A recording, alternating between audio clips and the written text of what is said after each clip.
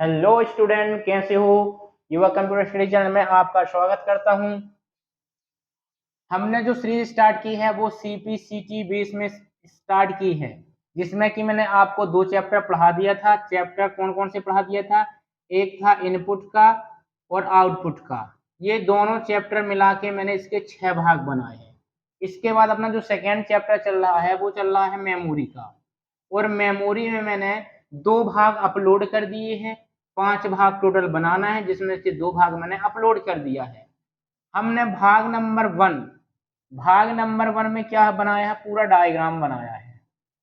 किसका डायग्राम बनाया है? मेमोरी का पूरा ओवरव्यू दिया हूं कि इसमें क्या क्या आएगा, इसमें क्या क्या नहीं आएगा।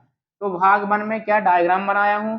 और जो भाग नंबर 2 है, इसमें मैंने primary memory, secondary memory, cache memory, ये सब के डेफिनेशन दिया हूं बहुत सरल तरीके से। यदि आपने इसके पहले भाग नहीं देखा तो पहले उसको भाग देख लीजिए, इसके बाद इस पार्ट में आइएगा। तो देखना, अपन जो 2 भाग पढ़ा है उसका थोड़ा सा ओवरव्यू बताता हूँ। भाग नंबर 1 में पूरा स्ट्रक्चर है, सेकेंड भाग में अपन कहाँ तक पढ़ा दिए थे वो बता रहा हूँ मैं। तो पहले यहाँ पर मेमोरी मेमोरी को कितने भाग में डिवाइड किया गया है? 2 भाग में डिवाइड किया गया है। बहुत अच्छे से समझना, एक बार में पूरा समझ में जाएगा। पहला होता है प्राइमरी मेमोरी और दूसरा क्या होता है अपना? सेकेंडरी मेमोरी होता है। 2 मेमोरी होते हैं, एक प्राइमरी मेमोरी होता है, एक सेकेंडरी मेमोरी होता है। प्राइमरी मेमोरी की और भी नाम होते हैं, जैसे वोलाटाइल हुआ, प्राथमिक हुआ, है ना, अस्थाई हुआ, इसी प्रकार के इसके भी नाम होते हैं। पूरा देखना है तो अपन क्या करेंगे, भाग नंबर 1 में जाइए, उसमें पूरा मिल जाएगा। कल मैंने प्राइमरी मेमोरी के 2 भाग पढ़ाया था। कौन कौन से? एक पढ़ाया था कैश मेमोरी और दूसरा पढ़ाया था मेन मेमोरी। अब मेन मेमोरी में मैं आपको कल एक पार्ट कंप्लीट करा दिया था। किसका कंप्लीट कराया था? बताया था इसमें क्या होता है, रैम होता है और यहाँ होता है रोम होता है। ये भाग मैंने बताया था। रैम के बारे में मैंने यहाँ पर 2 चीज बता दी थी, एक एस रैम के बारे में और दूसरा डी रैम के बारे में। इतना मैंने क्लियर कर दिया था। इसका डेफिनेशन दिया था, इसका डेफिनेशन दिया था। इसका पूरा नाम क्या होता है? इसका पूरा नाम क्या होता है? इसका पूरा नाम क्या होता है? इसके 4 5 5 बेसिक पॉइंट बता दिया था। इसके बाद आज अपनी बारी है रोम की। किसकी बारी है? रोम की। तो रोम में क्या होता है कि रोम का पूरा नाम क्या होता है? Read only memory. इसको अपन केवल पढ़ सकते हैं। क्या कर सकते हैं? पढ़ सकते हैं। लेकिन बात करें रोम कितने प्रकार की होती है, तो रोम होती तो अनेकों प्रकार की है, लेकिन आज का जो एग्जाम पॉइंट सिर्फ देखा जाता है वो 3 प्रकार की होती है। कौन कौन सी? एक होती है पी रोम, दूसरी होती है ईपी रोम और जो तीसरी होती है वो होती है डबल ईपी रोम। अब बोलोगे यदि इसके फुल फॉर्म मिल जाए तो ज्यादा अच्छा रहेगा। इसके फुल फॉर्म ध्यान से सुनना है। क्या होता है? पी का मतलब होता है programmable read only memory. EPROM का नाम क्या होता है? Erasable programmable read only memory. Double EP का मतलब क्या होता है? Electrically erasably programmable read only memory. ये होता है तीनों के फुल फॉर्म, ठीक है ना। अब इसका कॉन्सेप्ट यदि मिल जाता है तो ज्यादा अच्छा रहता है, और कॉन्सेप्ट में वो आपको बहुत ही अच्छे तरीके से बताऊंगा, ठीक है। देखना कॉन्सेप्ट कैसे बता रहा मैं जी। पीरोम का डेफिनेशन की बात कर लो, पीरोम किसे कहते हैं? पीरोम के अंदर डेटा को केवल और केवल एक बार लिखा जा सकता है और इसमें डिलीट नहीं किया जा सकता है। मतलब पीरोम क्या है? One time writable. एक बार केवल इसको अपन लिख सकते हैं, इसके अलावा दूसरी बार इसको कभी मिटाया नहीं जा सकता है। जैसे मैं बोलता हूं डेटा को एक बार राइट किया जा सकता है, मतलब इसको क्या किया जा सकता है?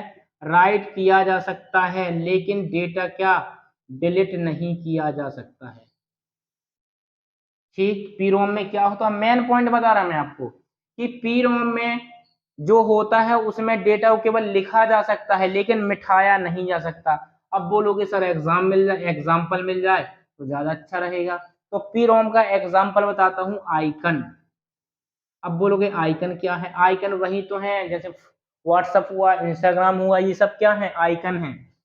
है ना, मैसेज हुआ। अब मेरे को एक बात बताओ, जब आप नया मोबाइल लेते हो तो आप नया मोबाइल लेते हो तो ये निशान आपको मिलता होगा, ये निशान किस चीज का है, मैसेज का है।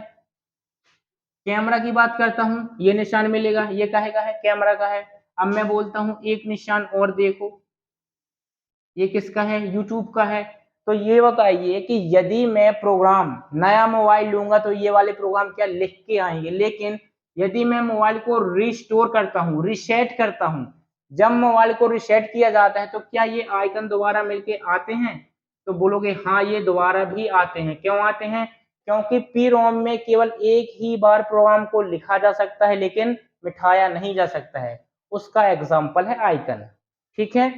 और यदि मैं बात बात करता हूँ इंस्टाग्राम की, इंस्टाग्राम की बात करता हूँ, व्हाट्सएप की बात करता हूँ, तो ये अपन प्ले स्टोर से इंस्टॉल करते हैं, तुरंत लिख जाते हैं, लेकिन इनको क्या मोबाइल को रिसेट करेंगे तो ये आइकन नहीं आएंगे। क्यों नहीं आएंगे? क्योंकि ये पहले से लिख के नहीं आए थे। ठीक है ना।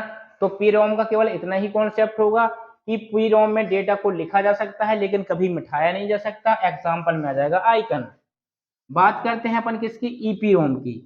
ईपी रोम आप नाम से समझें, इरेजिबल मतलब मिटाया जा सकता है ना। राइट और डिलीट, इसमें राइट भी कर सकते हैं और डिलीट भी कर सकते हैं। कैसे? ईपीरोम का फुल फॉर्म क्या है, erasable programmable read only memory, मतलब कि इसके अंदर प्रोग्राम को लिखा भी जा सकता है, मिटाया भी जा सकता है, लेकिन मिटाने के लिए आपको अल्ट्रा वायलेट की जरूरत पड़ती है। अब बोलोगे अल्ट्रा वायलेट क्या है? तो अल्ट्रा वायलेट उसको बोलते हैं परावैंगनी किरणों को। अब बोलोगे परावैंगनी किरणों की सहायता से प्रोग्राम कैसे मिटाएंगे? तो कुछ भी नहीं करना है, मैं आपको एक रैम दिखाता हूं, उस रैम में क्या होता है। उस रैम में होता ये है कि रैम तो होती है अपनी, ये ऐसे एक रैम होती है और उसमें 4 प्रकार के काले कलर के डब्बे होते हैं। यदि मैं बात करता हूँ ये क्या होती है, अपनी रैम होती है।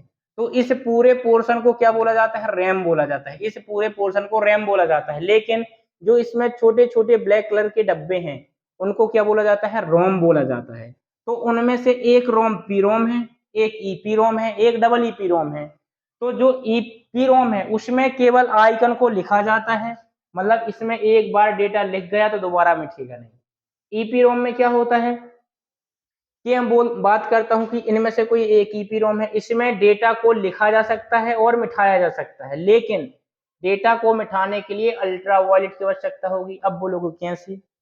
तो इसमें से एक जो ये है इसको क्या करेंगे, अलग कर देंगे, और ये वाली जो रैम रोम है इसको धूप में रख देंगे, और धूप में रखेंगे तो इसके अंदर का जो डेटा है वो क्या हो जाएगा, मिट जाएगा। इसके बाद बात करते हैं डबल ईपी रोम की। डबल ईपी रोम में क्या होता है कि electrical erasable programmable read only memory. इसमें क्या होगा, इसमें भी डेटा को लिखा जा सकता है, अनेकों बार डेटा को लिखा जा सकता है और डेटा को मिटाया भी जा सकता है, लेकिन डेटा को मिटाने के लिए किसकी आवश्यकता होगी, इलेक्ट्रिक की। इलेक्ट्रिक मतलब करंट की। ठीक है ना। डेटा को इसमें लिखा जा सकता है, मिटाया भी जा सकता है, लेकिन किसके थ्रू मिटाया जा सकता है, इलेक्ट्रिकली मतलब करंट के थ्रू।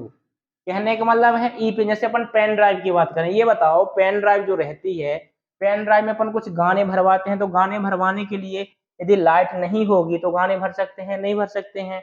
तो गाने भरवाने के लिए मतलब भरवाने को बोलते हैं राइट करना। तो अपन राइट कैसे करेंगे, जब अपने पास लाइट होगी, और डिलीट भी कैसे करेंगे, जब अपने पास लाइट होगी। तो ईपी डबल ईपी रोम के अंदर डेटा को भरा तो जा सकता है और डिलीट भी किया जा सकता है, लेकिन किसके द्वारा, इलेक्ट्रिक के द्वारा, लाइट के द्वारा। कहने का मतलब ये है कि जो रोम होता है ना, रोम के अंदर जितने भी प्रकार के होते हैं इनमें सब डेटा स्टोर किया जाता है। अब डेटा स्टोर करने के ये सब तरीके हैं कि डेटा को स्टोर इसमें कैसे करेंगे, इसमें कैसे करेंगे और इसमें कैसे करेंगे। डेटा स्टोर होता है तो डिलीट कैसे करेंगे और इसको डिलीट कैसे करेंगे।